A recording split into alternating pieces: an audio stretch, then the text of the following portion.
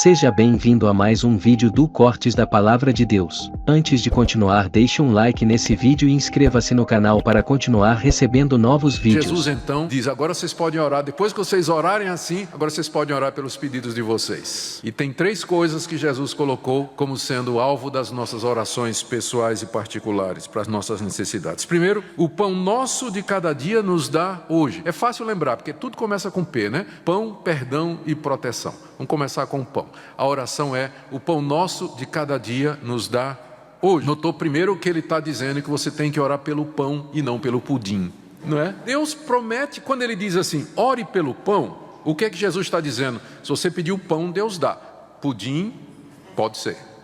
O ponto de Jesus é, se você pedir o pão, então, se ele nos ensina a pedir o pão, é porque Deus está disposto a dar o pão. O pão representa o alimento mais básico, mais fundamental. Com isso ele quer dizer, você pode pedir pelas suas necessidades básicas. Aquilo que passa do pão, até a manteiga, né? Aquilo que passa do pão pode ser, não tem promessa de que você vai todo dia passar manteiga no pão, ter um queijinho com mortadela, de jeito nenhum. Deus não está prometendo isso. Ele está prometendo o sustento básico, que Ele não vai deixar você morrer de fome. Agora, que você vai ter uma mesa farta, bonita, cheia de variedade, todo tipo de carne, comer churrasco e tudo mais, isso aí é graça. Graça. Deus, Ele dá pela misericórdia dEle, mas no dia que isso faltar, não quer dizer que Ele não ama você e que Ele não está sendo fiel às promessas. Então se lembre disso. Segunda coisa que você tem que notar aqui, que é muito instrutivo, é que Ele está dizendo, o pão nosso de cada dia nos dá hoje. Jesus não ensina você a orar pelo pão de amanhã, mas pelo de hoje. Como que dizendo assim, você tem que orar isso todo, e Deus não vai dar hoje o pão de amanhã.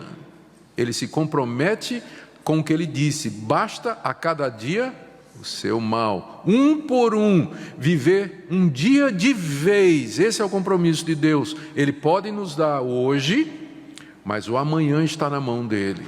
Então ele nos ensina a pedir o pão para o dia, com o objetivo de dizer, o futuro está nas minhas mãos, eu vou cuidar de você, confia em mim, confia em mim, confia em mim. Nós somos ensinados então a viver na dependência diária de Deus. O segundo pedido, dentro da segunda parte da oração, perdoa-nos as nossas dívidas, assim como nós temos perdoado aos nossos devedores. Embora a palavra dívida é comumente usada no Novo Testamento para dívida financeira, você está devendo dinheiro, mas aqui é usado figuradamente para a nossa dívida diante de Deus, ou seja, o pecado é visto aqui, quando nós quebramos a lei de Deus, o pecado é visto como uma dívida que você contrai diante de Deus. Quando você peca, você se torna devedor a Deus. Por quê? Porque você ofendeu a honra de Deus, você desobedeceu ao seu Criador, você entristeceu aquele que é o seu Pai e que tem uma vontade e que é santo, como a primeira parte da oração diz. Então, quando nós desobedecemos a esse Deus, nós nos tornamos devedores e, portanto, sujeitos ao castigo de Deus, à repreensão de Deus, à disciplina de Deus.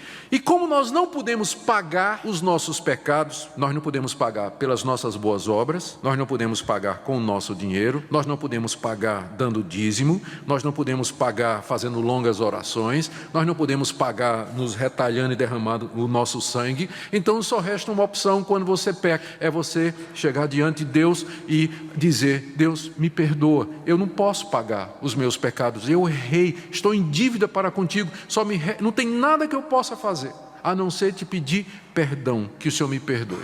É isso que Jesus está ensinando, perdoa as nossas dívidas, porque você não tem como pagá-las. Por isso só lhe resta pedir a Deus que Ele lhe perdoe, que Ele tenha misericórdia de você. O mesmo Deus que disse que lhe daria o pão, é o mesmo Deus também que vai lhe dar o perdão.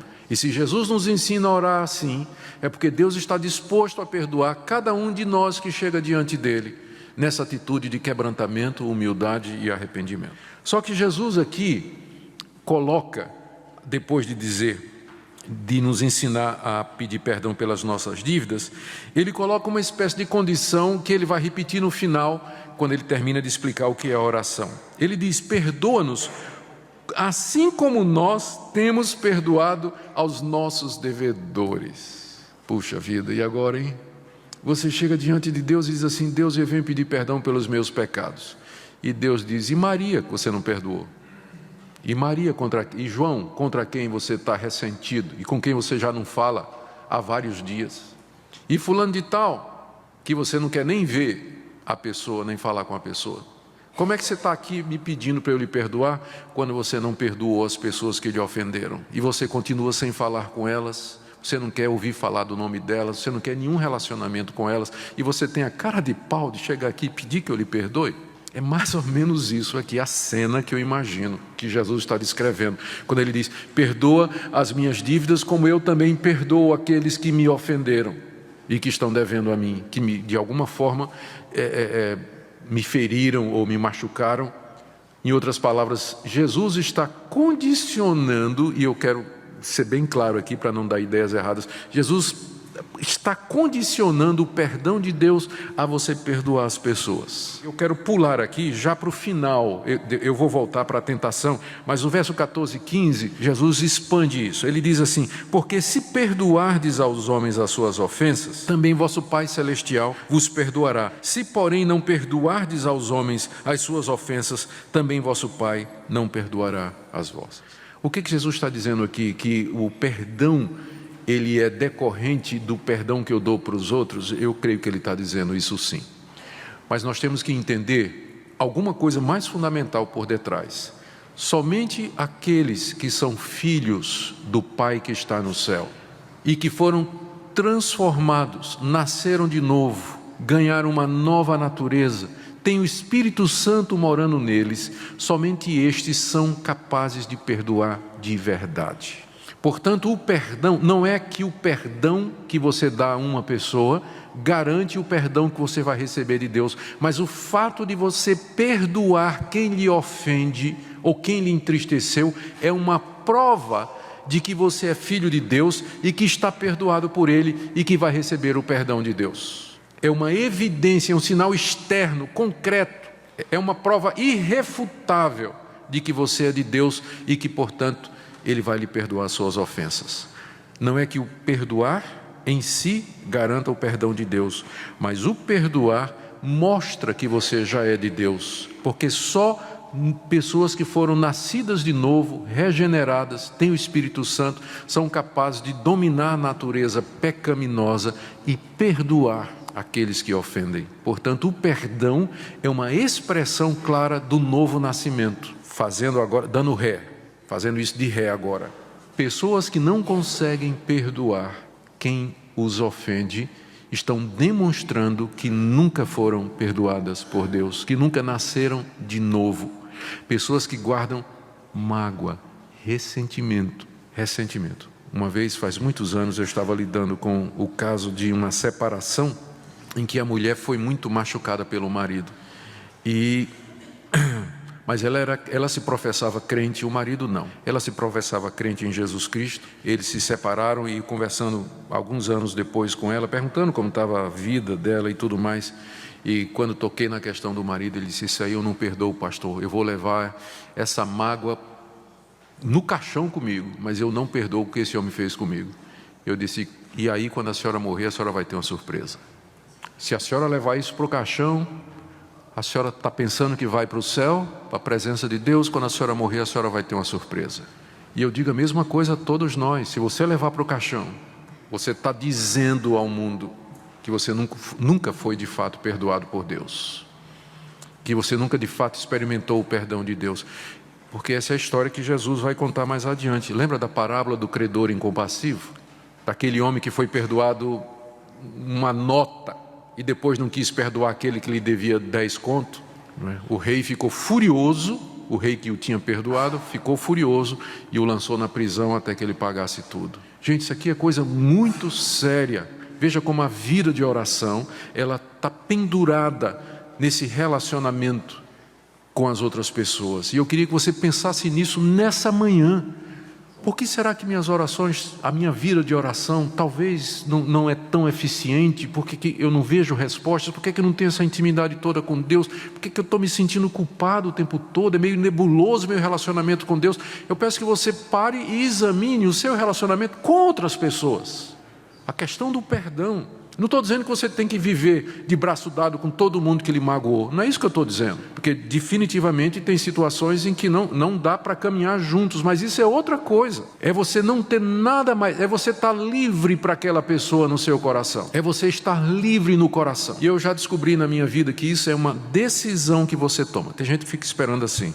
Eu vou esperar sentir vontade de perdoar. Mas perdão não é um sentimento. Perdão é uma decisão. Perdão é a decisão que você toma. É você chegar diante de Deus e dizer assim: Deus, eu perdoo fulano agora. Em nome de Jesus, ele está perdoado.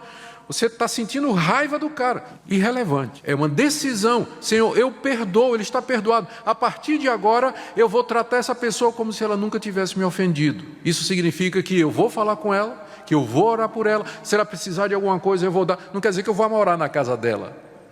Mas eu vou tratar como se ela nunca tivesse me ofendido. É isso que é perdoar. É isso que é perdoar. Se não perdoardes aos homens as suas ofensas, também vosso Pai Celeste não vos perdoará. Voltando agora para a oração, para a última parte, eu vou terminar. Jesus nos ensinou a pedir 3 coisas por nós: pão, já falei, perdão, acabo de falar, e tentação. E proteção, desculpa. Verso 13. E não nos deixes cair em tentação, mas livra-nos do mal. A tentação aqui é uma referência, provavelmente uma referência a Satanás, porque a palavra mal pode ser traduzida como maligno, mas livra-nos do maligno, ou talvez quando ele diz livra-nos do mal, não é? O mal aqui personificado na pessoa de Satanás, que tenta o cristão.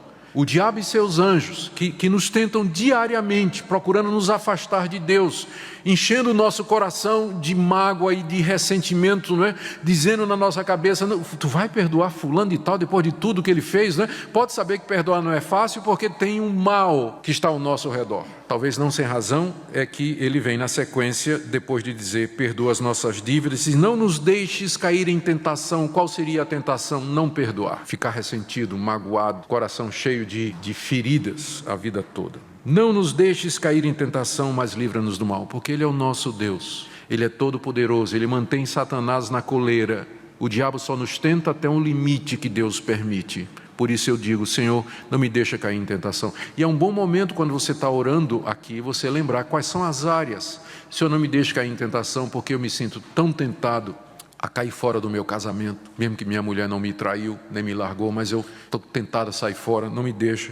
Senhor, eu estou tão tentado nessa crise financeira que nós estamos passando a entrar no desespero, fazer alguma coisa errada. Não me deixa fazer isso. Senhor, eu estou tão tentado a viver me sentindo vítima e não me deixa. Você sabe quais são as suas áreas fracas. É um bom momento de você pedir a Deus: não me deixa cair nessas tentações. O Senhor me deu uma namorada tão bonita, Deus, não me deixa cair na tentação. Me ajuda a esperar por ela até eu casar. Não me deixa cair na tentação, porque é grande. Para todo mundo parece a coisa mais normal do mundo. Mas eu sei que não é para ti. Não me deixa cair em tentação. Senhor, eu estou doido para falar mal de fulano, mas não me deixa cair em tentação. Amarra minha língua, Senhor. Costura minha boca. Não vou falar mal. Não me deixa cair em tentação. E Jesus nos ensina a terminar dizendo: pois teu o reino, o poder e a glória para sempre. Amém. Na sua Bíblia deve estar entre colchetes aí essa frase. Isso é porque em alguns manuscritos antigos, onde tem o Evangelho de Mateus, alguns manuscritos gregos datando do século III e IV, essa frase não aparece. Alguns acham que foi inserida depois. Quer ter sido inserida depois ou tenha sido escrita pelo próprio Mateus, ela faz bastante sentido.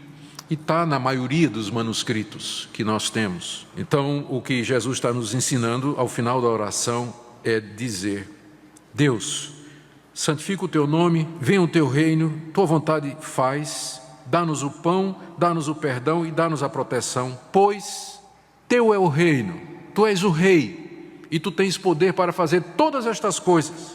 Teu é o poder.